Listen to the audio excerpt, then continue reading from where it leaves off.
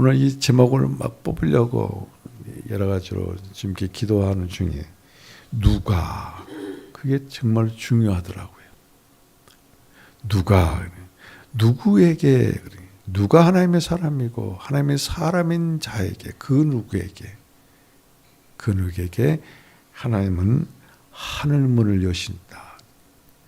하늘문을 통해서 하나님의 왕국에 들어갈 수 있는 놀라운 그런 길과 축복을 열어주신. 그래서 내가 누구인가가 중요합니다. 내가 어떤 사람인가가 중요한 게 아니에요. 내가 누구인가? 내가 과연 하나님을 아는 사람인가? 하나님을 알지 못하는 사람인가?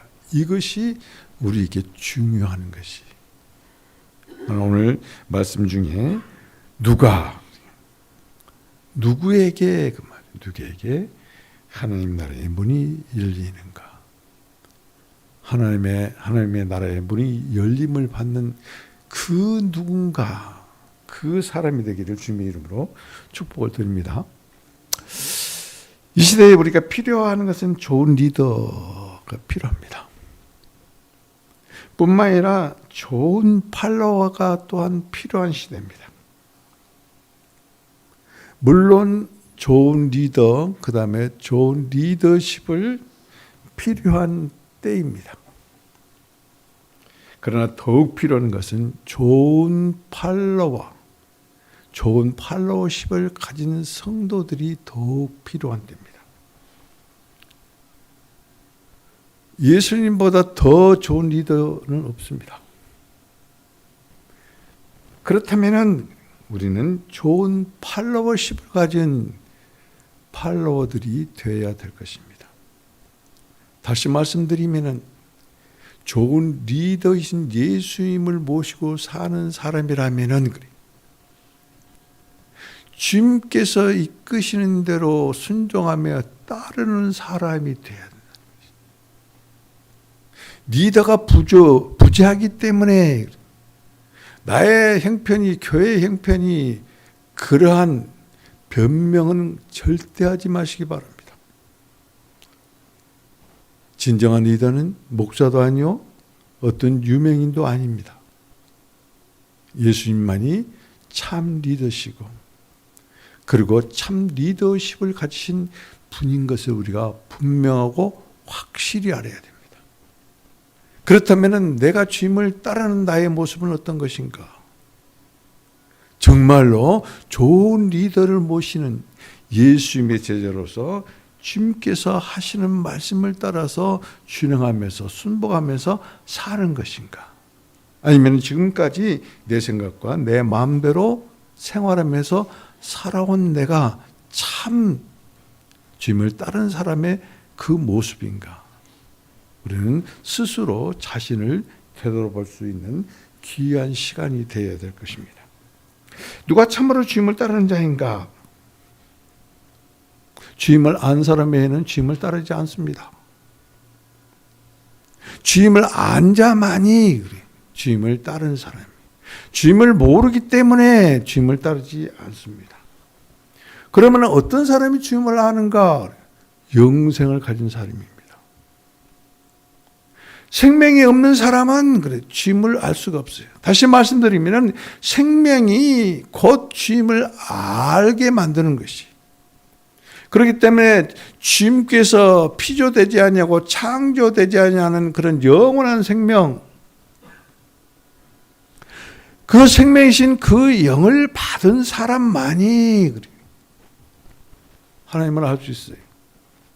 유일하신 하나님과 유일하시고 참 하나님과 그 분이 보내신 예수 그리스도를 아는 것이 영생이라 그랬거든. 생명이 있는 자만이 그리스도를 압니다. 생명이 있는 자만이 하나님을 압니다. 여러분들은 생명이 있습니까? 그러면 박법으로 보겠습니다. 하나님을 압니까? 예수 그리스도를 압니까? 알면은 예수 그리스도를 따릅니까? 예수 그리스도의 말씀에 순복하는 삶을 삽니까? 요한복음 17장은 그래서 우리들에게 정말로 중요한 주님의 기도입니다. 아버지여 때가 되었사오니 아들로 하여금 아버지를 영화롭게 하사 아들을 영화롭게 하옵소서. 주님께서 이 모든 만민을 다스리는 권세를 내게 주셨사오니 아버지께서 나에게 준 그런 사람들에게 생명을 나눌 수 있도록, 생명을 줄 수 있도록 영원하게 해달라고. 그래서 그분은 그 영원한 생명을 사람 같지 않은 사람들에게 생명을 줘서 사람 되게 하시려고 그분은 십자가에서 죽으시고 부활하시고 승천하셨습니다. 그러면서 주님께서 기도하는 것이 영생은 유일하신 참 하나님과 그분이 보내신 예수 그리스도를 아는 것이라. 아는 것. 사람이라면 하나님과 예수 그리스도를 아는 사람이 사람이라는 것이. 그러면은 사람이 하나님을 알고 예수 그리스도를 안다면 그 사람 안에 생명이 있어야 된다. 영원한 생명. 그래서 예수 그리스도를 영접하는 자들에게는 그 생명을 주는 그 영이 오셨습니다. 그래서 내 안에 우리 안에 계십니다.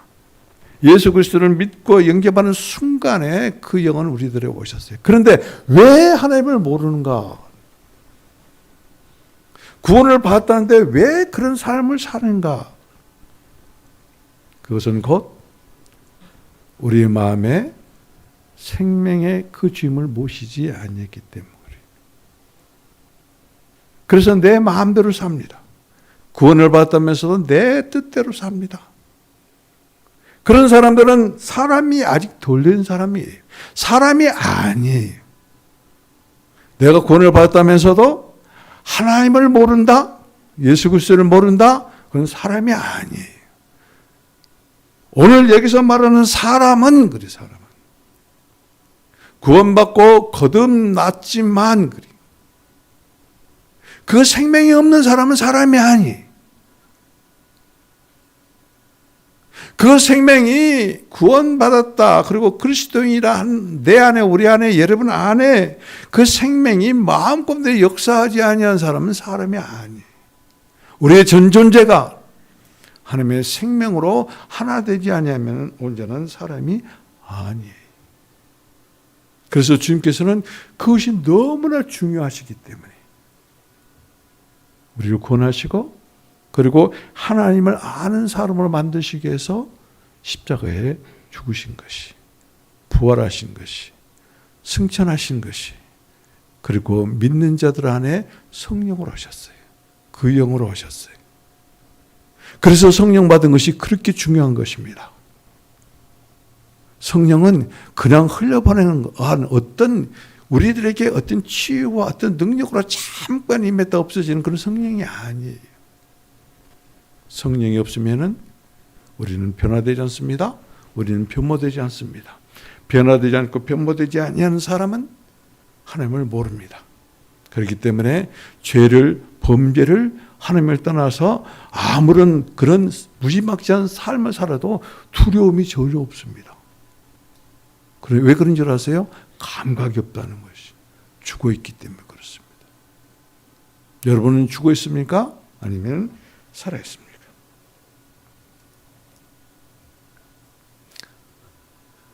그래서 주님 안에서 그래요. 주님의 생명으로 거듭나는 사람. 주님의 생명이 역사하는 사람을 보고 새 사람이라고 그럽니다. 우리는 거듭났고 주님의 생명으로 충만된 그런 새로운 사람이에요. 새 사람은 하나님을 압니다. 새 사람은 예수 그리스도를 압니다. 주님을 안다는 것은 주님의 생명을 가진 인격체다. 우리는 예수 그리스도를 믿었으면 그리스도 안에 있습니다. 그리스도 안에 있으면 그 영원한 생명을 가진 자입니다. 그렇다면 나와 여러분은 그리스도의 인격체인가? 하나님이 아들을 알고 아들이 하나님을 알되 아들을 통해서 계시를 받은 사람만이 하나님을 안다고 그랬어요. 아버지를. 그것은 곧 내 안에 우리 안에 그 영으로 오신 그 성령, 생명의 영을 가진 사람만이 그러니까 하나님을 알고 그리스도를 안다는 뜻입니다. 그렇기 때문에 우리는 그 영을 모셔드려야 됩니다. 실제입니다. 성령님 사랑합니다. 환영합니다. 모셔드립니다. 내 마음에 보좌로 임하셔서 다스리시옵소서, 통치하시옵소서, 그리고 공급하시옵소서. 이건 실제예요. 그리고 주님과 함께 늘 동행하는 사람, 그리고 예수 그리스도의 이름으로 무슨 일을 하든지 무엇을 하든지 예수 그리스도의 이름으로 행하는 사람, 그런 사람은 실제로 생명을 가진 사람이요, 그 영으로 충만된 사람이요, 그런 사람은 정말로 사람다운 사람, 성경에서 말하는 사람인 것이에요. 하나님의 그 생명의 그 영을 가지지 않은 사람은 사람이 아닙니다. 하나님의 그 생명의 그 영이 내 마음 가운데 주인이 되지 아니한 사람은 사람이 아닙니다. 왜요? 하나님을 모르기 때문에. 사람은 하나님을 아는 것이. 여러분 정말로 예수 그리스도를 믿고 내가 침례를 받고 그래서 나는 하나님을 안다고 자신 있게 말할 수 있는 사람이 얼마나 됩니까? 저는 이 말씀을 이같이 오늘 본문을 통해서 묵상하면서 여기서 주점은 누군가? 누구예요? 누구? 그 누구는 곧 그 사람이에요. 곧 그 사람은 영생을 가진 사람이에요. 곧 영생을 가진 사람, 그 사람은 누구냐? 그 사람은 곧 유일하신 참 하나님과 하나님이 보내신 예수 그리스도를 아는 사람이에요. 나는 여러분들이 이 시간에 이 말씀을 받는 중에 그 영이 역사하심으로 사람 되기를 축복합니다. 사람 되기를 기도하고 지금 여러분들에게 축복하는 것입니다. 무엇을 하고 어떤 사람이 되려고 하지 마세요. 가장 먼저가 사람 되는 것이. 하나님을 알지 못한 사람은 아무리 세상에서 출세를 하고 가진 것이 많고 그리고 자기 나름대로 잘났고 똑똑하다 하더라도 그건 사람이 아닌 것은 분명합니다. 그리스도를 안으로 믿고 영접한 자에게 그 하나님은 즉시 그 영으로 임하시고 그리고 그 영을 마음에 모신 자는 그리스도의 인격을 가진 사람이고 그래서 그 영이 아니고는 그리스도를 믿을 수도 없고 그리스도를 나의 주라고 시인할 수도 없고 그리고 순종할 수도 없습니다. 생명을 가진 자만이 생명이신 그 영으로 점유된 자만이 그리스도를 알고 그리스도를 나의 주라고 시인할 수가 있고 그리고 주님의 말씀에 순종할 수 있다는 것을 말씀드리는 것입니다. 오늘 본문을 통해서 누구에게 하늘 문을 여시는가?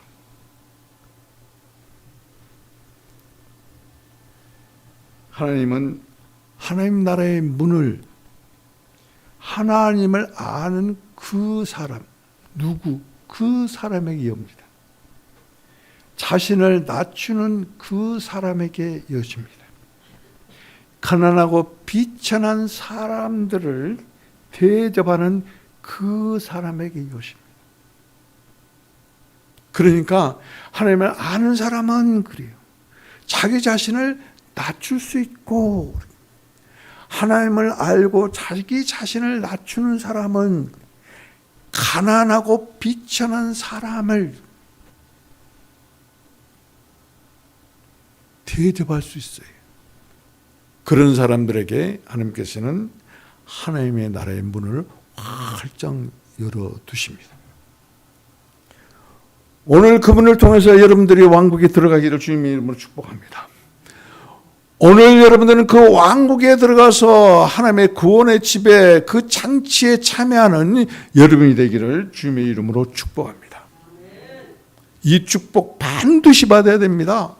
그리고 이 축복 반드시 누려야 됩니다.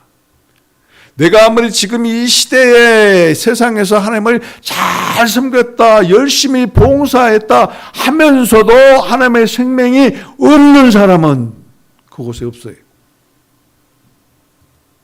아무리 내가 똑똑하고 이 세상에서 출세했다 하더라도 하나님 아는 생명, 곧 사람이 되지 않는 사람, 하나님 나라에 없습니다.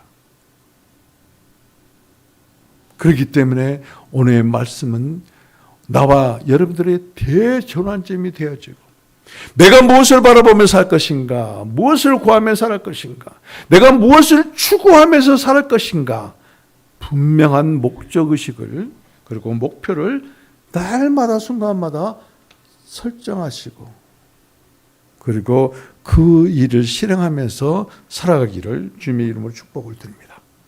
오늘 먼저입니다. 하나님 나라의 문은 하나님을 아는 그 사람에게 열린다.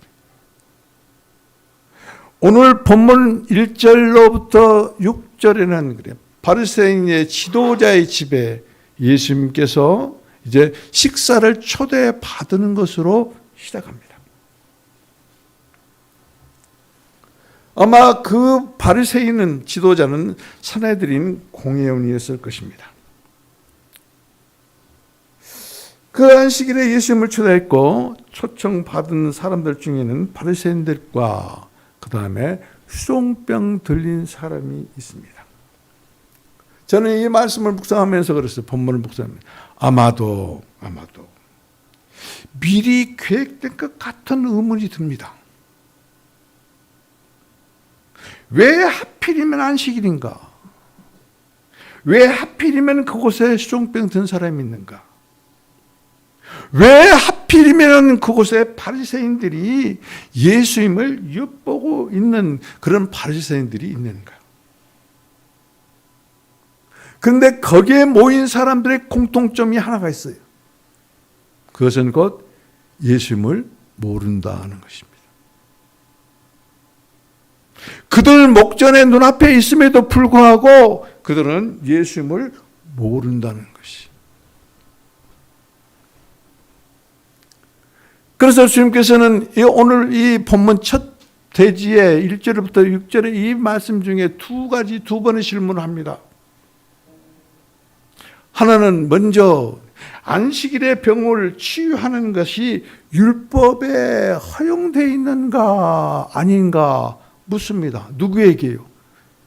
바리새인들과 율법학자들에게 물어봅니다. 안식일의 병을 고치는 것이 합당하냐? 3절입니다. 아니야. 예수님의 질문은 단순합니다. 대답도 단순합니다. 예, 아니요 하면 됩니다. 그런데 왜 그들은 잠잠했을까요? 여기 수종병 든 사람, 수종병은 뭐냐면 말이죠. 사람의 뼈 마디마디마다 물이 차가지고 막 부어오르는 것을 말해요. 그런 사람들은 그 고통이 이루 헤아릴 수가 없다고 그래요. 그 통증 때문에. 차라리 죽는 것이 나을 정도로 고통스러운 거예요. 그 사람이 지금 예수님 앞에 있습니다. 그들은 감시합니다. 안식일에 예수님이 이 병자를 치유할 것인가 아니할 것인가. 치유한다면 안식일을 범하기 때문에 예수님을 고발하라고 그런 것입니다. 그렇기 때문에 먼저 물어보신 것이에요. 안식일에 이 병자를 고쳐주는 것이 옳은 것이냐, 옳은 일이냐, 아니냐.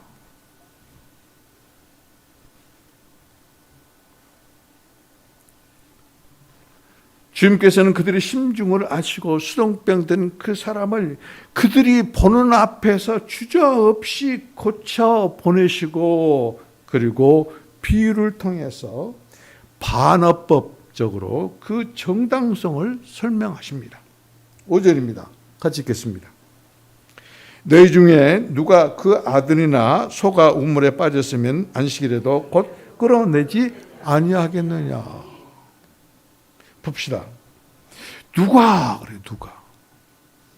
끌어내지 않겠느냐, 이렇게 말씀함으로 말미암아 이 수종병 들린 병자를 고친 예수님의 정당성을 설명하는 것이,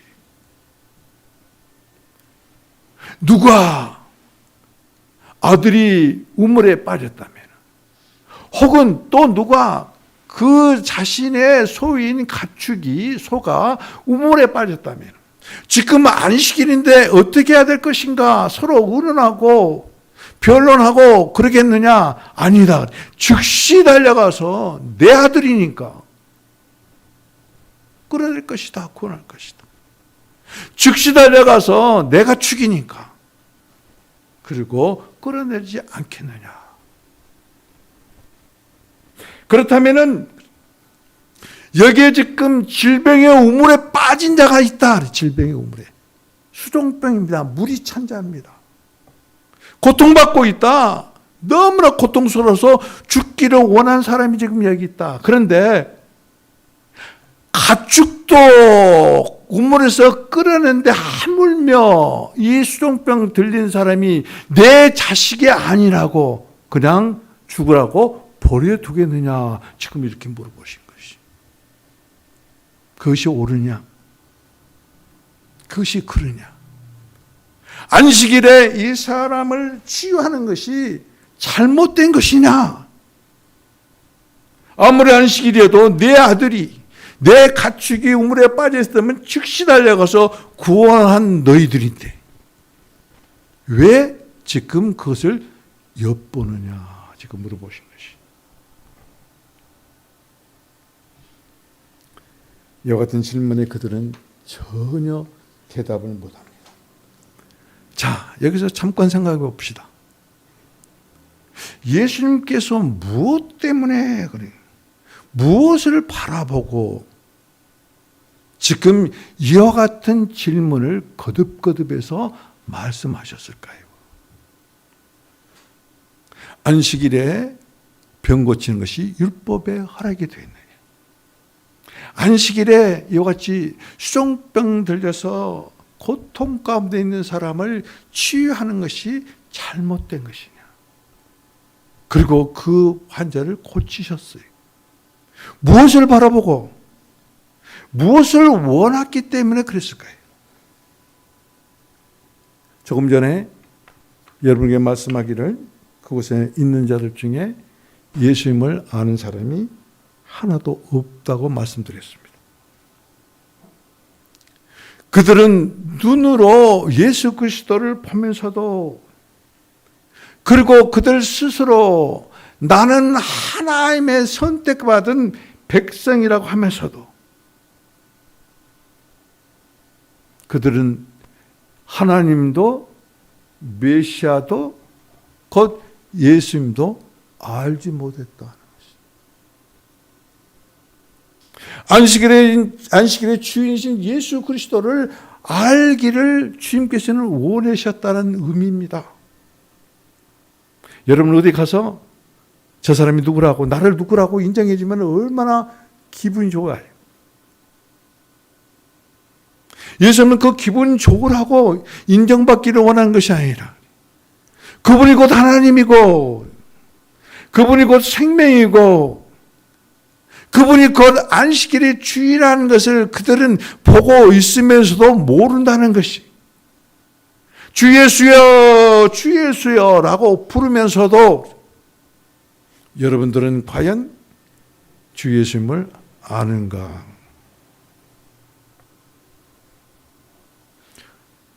생명이 없는 자는 주님 모릅니다. 생명이 없는 자는 주님 몰라요. 생명이 있는 자만이 주님을 알아요. 생명이 없으면은 그건 사람이 아니라니까요.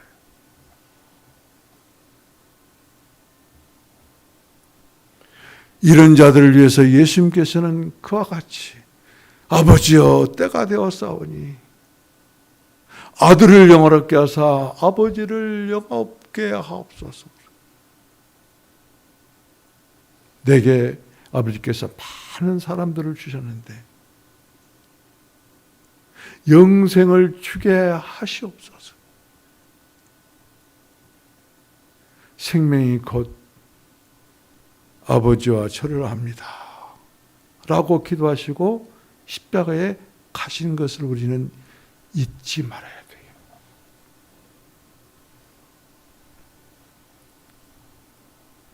독일의 유명한 신학자 한스 킹이라는 분이 있습니다. 어떤 사람이 그분에게 와가지고 물어봅니다. 당신은 왜 크리스찬이 됐습니까? 제가 한번 물어보겠습니다. 대답 안 해도 좋아요. 마음속으로만 대답하십시오. 여러분들은 왜 예수교회에 나왔습니까? 여러분들은 왜 예수 그리스도를 믿습니까? 무엇 때문에 그리스도를 믿습니까? 무엇 때문에 그리스도 이름을 부릅니까? 한번 대답해 보십시오. 자답하시라는 거예요. 속으로만 대답하세요. 그가 이렇게 대답합니다. 올바른 인간이 되기 위해서. 올바른 인간이 되기 위해서. 올바른 사람이 되기 위해서 내가 예수 그리스도를 믿는다. 내가 이 크리스찬이 된 이유이다.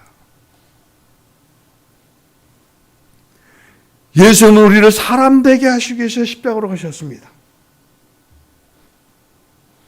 예수님의 최우선 목적은 우리들에게 그 영원한 생명을 나눠주시는 것입니다. 분배하는 것입니다.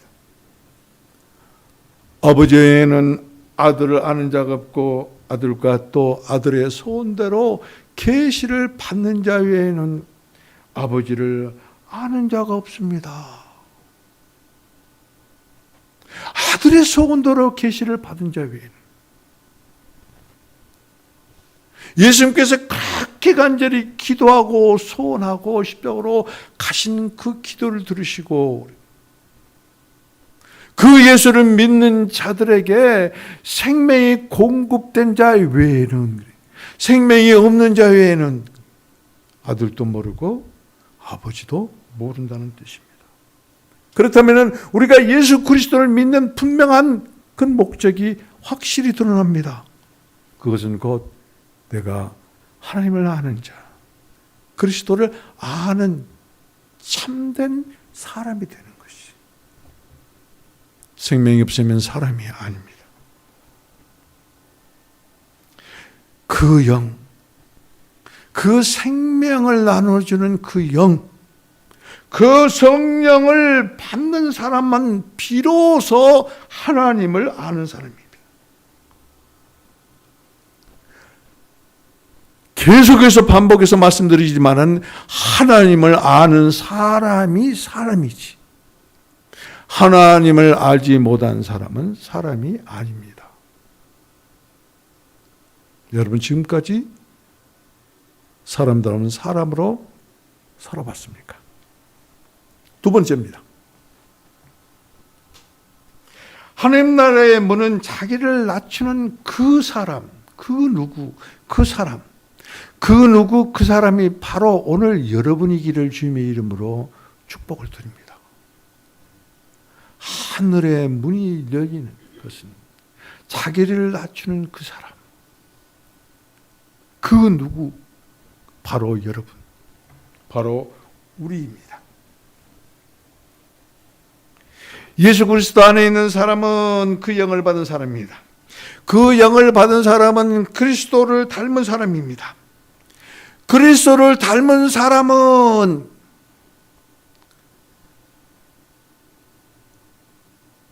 사람의 모양과 그 형상으로 오신, 종의 형상으로 오신 예수 그리스도를 닮은 사람입니다. 예수 그리스도를 닮은 사람은 자기를 낮추는 사람이에요. 여러분 어떻습니까? 어떤 자리에 가면 내가 누구라는 것을 자꾸 표시를 내려고 하는 사람 중에 그런 부류에 드는 사람입니까? 아니면은 나를 감추고 나를 낮추는 그런 삶을 사는 것이 생활화된 사람입니까? 누가 나를 알아주지 않아서 시험 든 사람입니까? 아니면 사람들이 나를 알아주든 말든 가장 낮은 자리를 기뻐하는 사람 중에 그런 부류에 드는 사람 중에 한 사람입니다.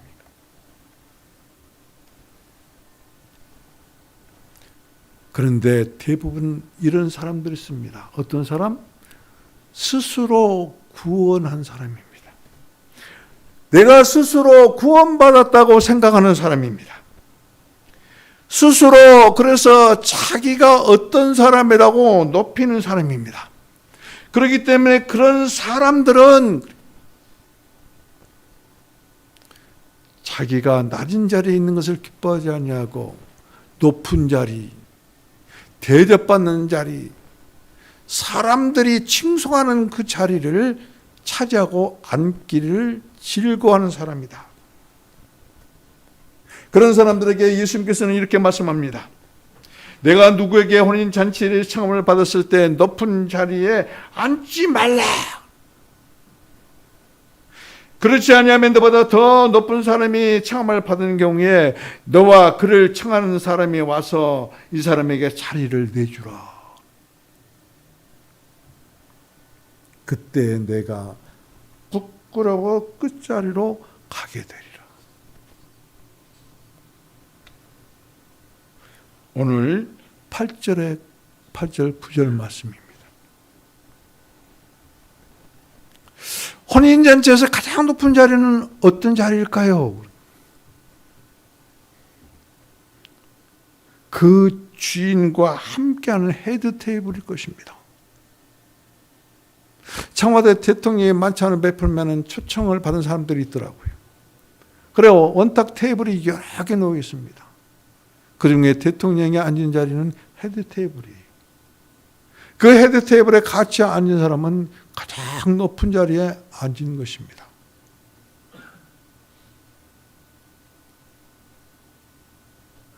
이와 같이 스스로 내가 구원받았다고 생각하는 사람,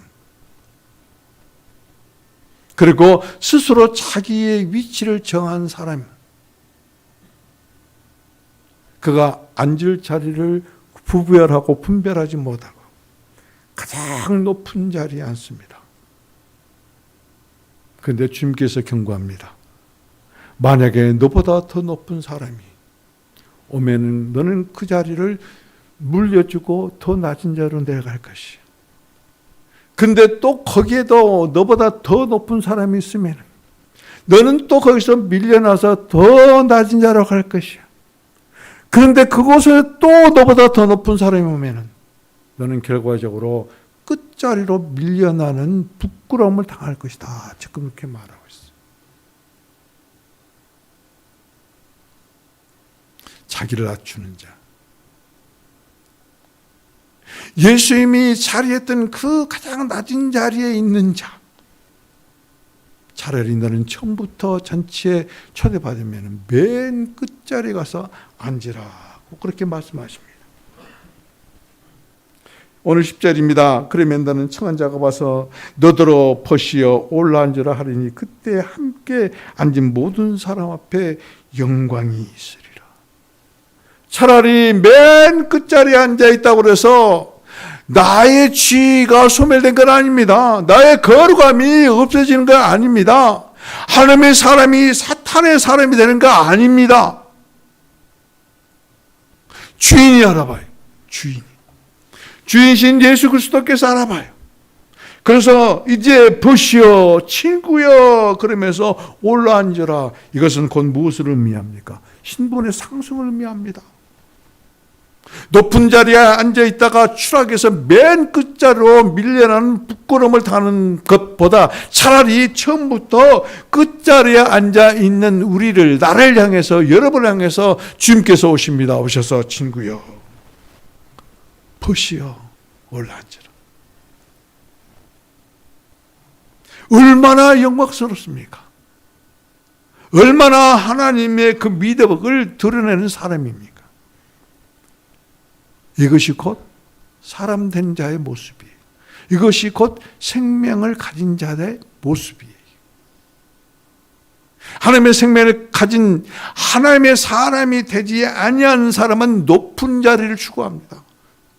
그러나 하나님의 생명을 가진 하나님의 사람은 가장 낮은 자리를 기뻐 찾는다는 것이에요. 대부분 자기가 스스로 구원받았다고 생각하는 사람들이 전형적으로 나타나는 것이 어른들 앞에서 어른 행세를 합니다. 하나님 앞에서 하나님이라고 행세합니다.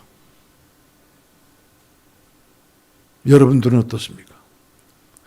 어른들 앞에서 어른 행세를 합니까?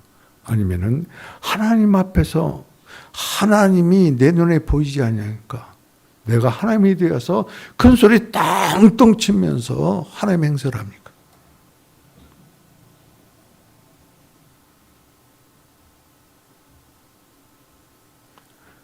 그런 사람들에게 주님은 오늘 이렇게 말씀합니다. 나는 마음이 온유하고 겸손하니라.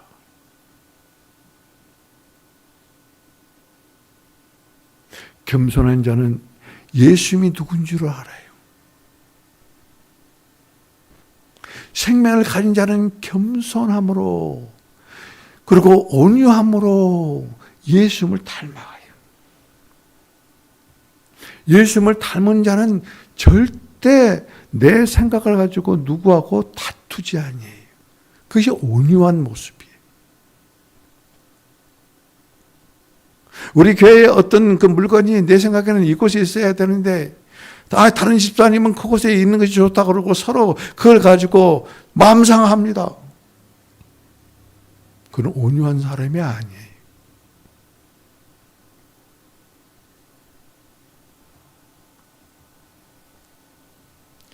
무릇 자기를 높이는 자는 낮아질 것이요 자기를 낮추는 자는 높아지리라. 11절에 분명하고 확실하게 생명을 가진 하나님을 아는 사람, 사람다운 사람은 자기를 높이지 아니하고 자기를 낮추는 자, 그런 사람을 하나님은 높이신다. 보시오 친구여 올라앉으라. 여러분, 오만 버리십시오. 교만 버리십시오. 거만 버리십시오. 고집 버리십시오. 이런 것들은 자신을 부끄럽게 하고 멸망길로 인도하는 지름길입니다. 지금도 거만합니까? 지금도 오만합니까? 지금도 교만합니까? 지금도 내 고집대로 삽니까?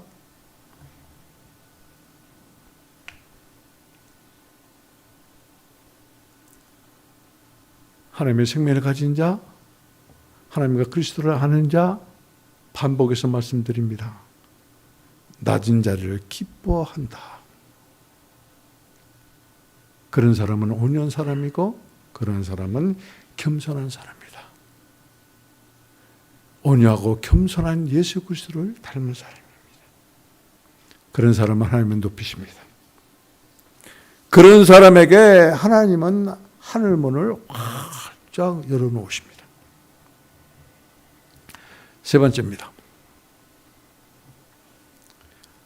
하나님 나라의 문은 어떤 사람에게 열리는가? 가난하고 비천한 사람을 대접하는 그 누구? 그 사람.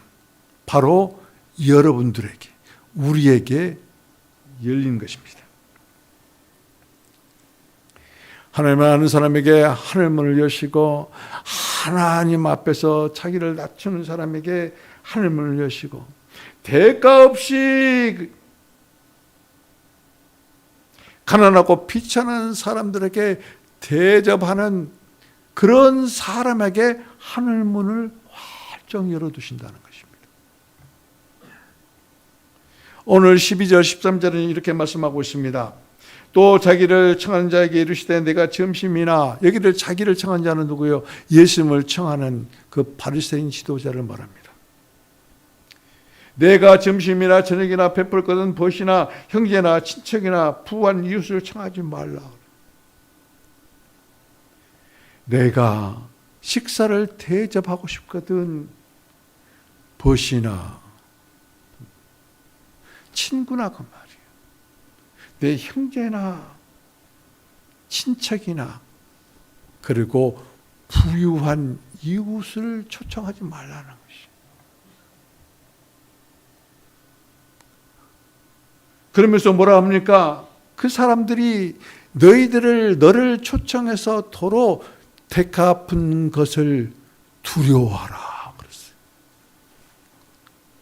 우리는 누구를 대접할 때 그럽니다. 내가 10,000원짜리 식사를 대접하면 저 사람은 최소한도 다음에 나를 10,000원짜리 식사를 대접해 주겠지. 그 대접한 게 아니에요. 똑똑하고 영특한 사람은 그렇게 삽니다. 절대 손해 안 봅니다. 우리나라에 정말로 좋은 풍습이 하나 있습니다. 그것은 품앗입니다. 품앗이. 농촌에서 일손, 노동력이 부족할 때 그때 남은 그 일손을 이 일손이 부족한 그런 집안, 그런 사람들에 가서 봉사를 해줍니다. 그리고 내가 필요할 때 그때 또 그 사람들이 와서 우리를 도와줍니다. 그것이 품앗입니다. 그런데 이 품앗이가 왜곡돼요. 내가 누구에게 축의금을 주면, 내가 누구에게 부의를 주면, 그러면 반드시 그 사람이 나에게 그것을 되돌려 줄 것이다. 그건 대접한 게 아니에요. 접대한 게 아니에요. 내가 저 사람에게 어떤 선물을 줬으면 최소한도 저 사람은 나에게 이보다 더 큰 선물을 줄 것이다. 그러한 사람, 대갚을 수 있는 그런 능력 있는 사람, 부요한 사람에게 접대하지 말라는 것이에요. 오히려 두려워하라. 왜? 하나님의 보상이 없어요.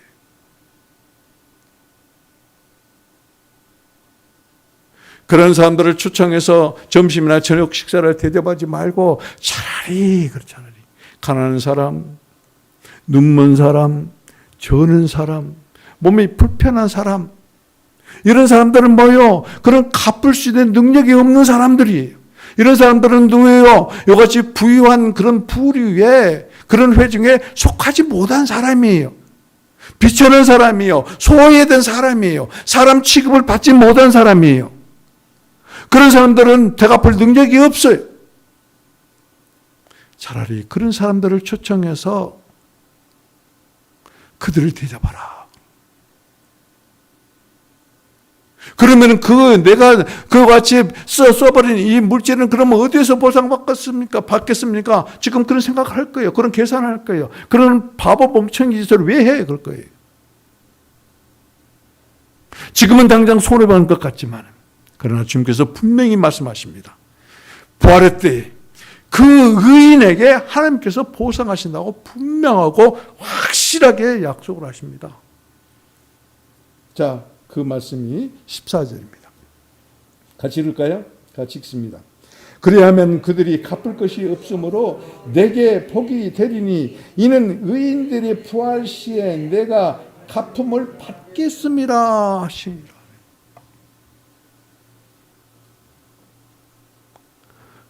우리는 물질로 누구를 공개를 하면 최소한도 그건 본전이고 본전 이상의 그 어떤 것으로 나에게 대갚겠지.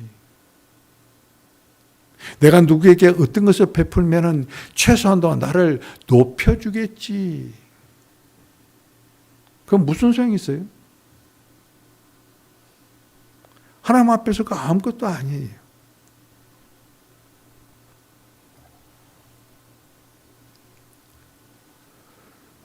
저는 말이죠. 이 말씀을 묵상하면서 1절부터 14절까지 말씀을 묵상하면서 우리 황영 원사님이 병원에 입원해 있을 때 전도 이야기를 우리 산모에게 이야기했다는 걸 들었어요.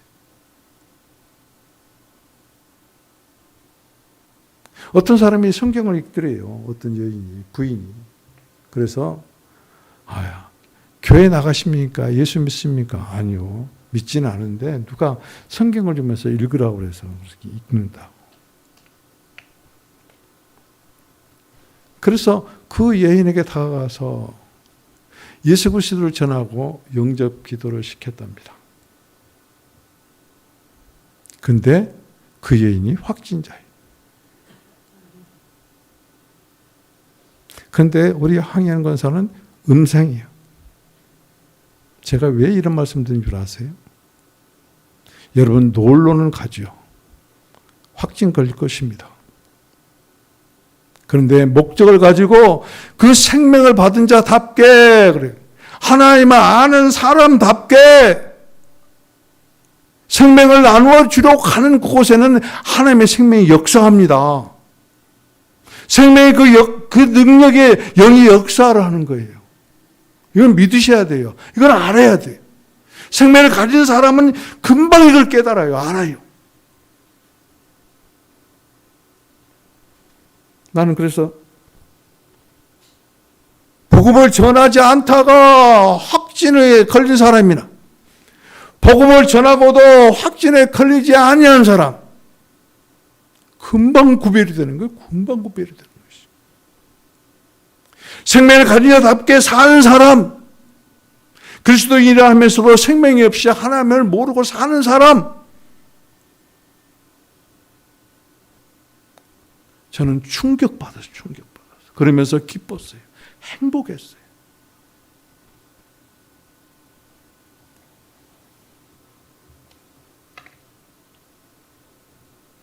우리는 누구를 만나기를 꺼려합니다.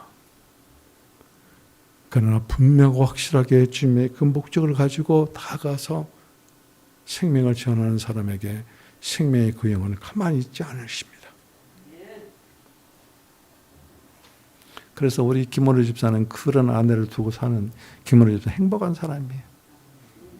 할렐루야. 정말 행복한 사람. 그래서 목사님은 그런 성도가 한 분이라도 있다는 그 사실에 너무나 행복해서 지금 간증하는 것이.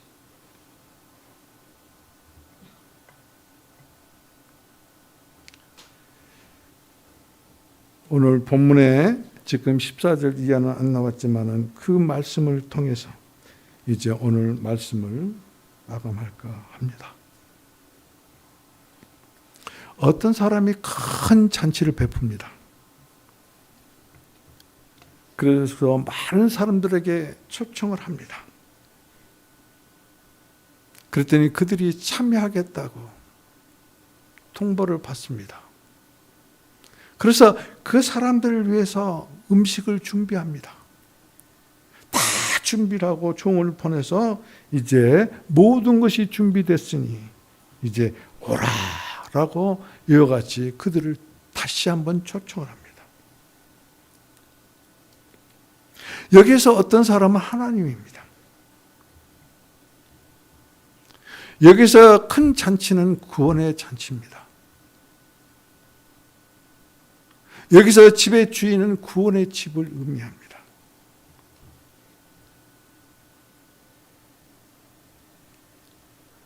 하나님의 종인 사도, 그리고 이 시대에 하나님의 종들을 보내서 주일 구원의 잔치에 오십시오라고 초청을 합니다.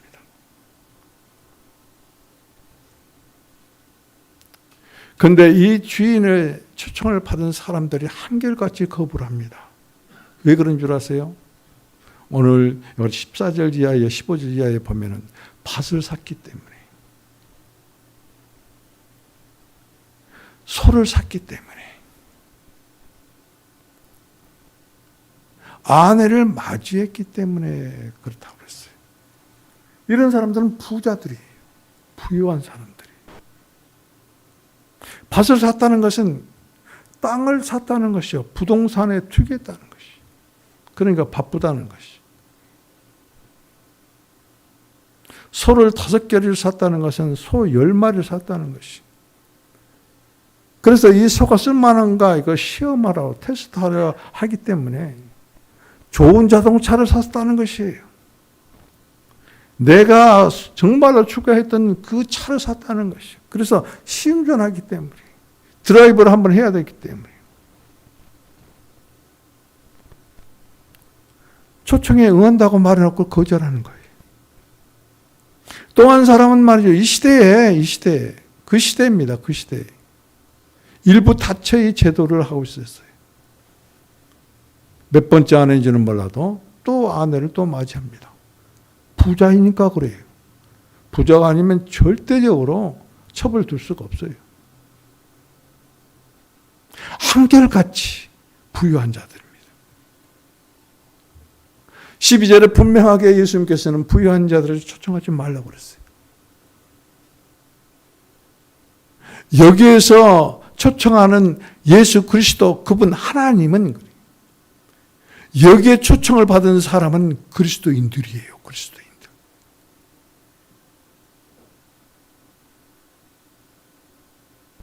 유대인들, 그리스도인들이에요.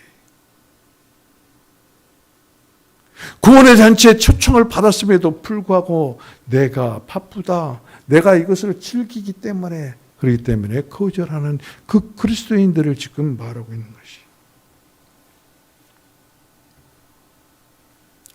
거절하니까 거절한다는 것은 그 주인을 못 오가는 것입니다. 거절하는 것은 그 주님을 못 오가는 것입니다. 그래서 주님의 화가 많이 났어요. 그래서 그 종들을 또 보냅니다. 골목길에 보내가지고 가난한 사람들, 저는 사람들, 몸이 불편한 사람들, 그리고 눈을 잘 못 보는 사람들 다 끌어모아다가 앉혀라. 그들을 구원의 집에 앉혔음에도 불구하고 자리가 많이 남습니다. 그래서 그 종들을 또 보냅니다. 큰 길, 울타리가, 큰 길과 울타리가로 이같이 상징된 것이 뭐예요? 그 이방인들이에요. 이방인들은 그 도시의 골목길에 있는 이같이 천대받고 멸시받은 사람들보다 더 천대받고 더 멸시를 받은 사람들이 사람 취급을 받지 못한 사람들이라 그 말이에요. 그런데 어마어마한 주인이 초청을 합니다. 어마어마한 하나님이 초청을 합니다. 그렇기 때문에 한 번도 초청받지 못한 그들이 대뜸 응합니다. 하나님의 구원의 잔치에 그들이 참여합니다.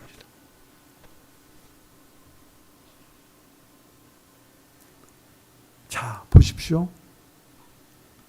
하나님의 말씀은 아무에게나 역사하지 아니에요.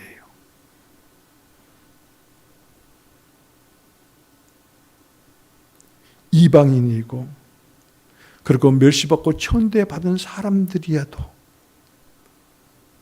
하나님의 그 생명의 영을 만지니까 접촉하니까 하나님의 종이 전하는 그 복음에 반응하는 것이에요. 그렇기 때문에 생명이 있는 것이 얼마나 중요한 것인지. 그렇기 때문에 그 생명을 나눠주는 그 영, 성령이 얼마나 내게 필요한 것인지 몰라요. 리더가 이면 족합니다. 팔로워가 필요합니다. 팔로워십이 필요합니다. 리더이신 예수 그리스도의 말씀에 순종하고 따르는 그 생명을 가진 그런 사람이 필요한 것이. 그렇기 때문에 우리들에게는 성령이 필요한 것이. 성령 받는 것이 그래서 필요한 것이요. 내일이 아닙니다. 지금입니다. 지금 이 순간입니다. 내일은 우리들에게 약속이 없어요. 이 시간에 우리의 목숨을 취해버리면 끝나버립니다. 우리의 목숨이 끝난 다음에는 예수 잘 믿으려고 아무리 발버둥 쳐도 그때는 이미 지나가는 것이에요, 세월이. 오늘입니다. 지금입니다. 이 시간입니다. 누구에게 하나님의 나라의 문이 열리는가? 생명을 가진 자입니다. 사람에게입니다. 하나님을 아는 사람에게만 열립니다. 하나님의 사람에게만 열립니다. 그리스도의 사람에게만 열립니다. 성령의 사람에게만 열립니다. 삼위일체 하나님을 내 영에만 계신 것이 아니라 여러분의 마음에 모셔서 내 마음이 그리스도의 인격화 되어졌을 때 우리는 드디어 하나님을 안다고 말할 수 있습니다. 고백할 수 있습니다. 안타까운 것은 구원받았다면서도 이 핑계 저 핑계를 대며 하나님의 초청을 거절하는 것입니다. 이런 사람은 지금도 하나님을 알지 못하는 사람입니다. 부탁합니다. 여러분이 먼저 사람 되십시오. 그래서 먼저 복음을 전하는 성숙한 그리스도인이 되십시오. 주님의 이름으로 축복합니다. 기도합시다. 하나님, 예수님의 이름으로 간절히 기도합니다. 유일하신 참 하나님과 예수 그리스도를 알기를 원합니다. 우리에게 영생을 주옵소서. 생명 주는 영으로 오시옵소서. 마음을 점유하시옵소서. 통치하시고 다스리시옵소서. 하나님을 아는 사람으로 변화시켜 주옵소서. 왕국에 들어가는 문을 활짝 열어 주옵소서. 그래서 하나님의 나라의 백성답게, 왕국 백성답게 왕국의 권위로 살게 하여 주옵소서. 예수 그리스도의 이름으로 기도합니다. 아멘.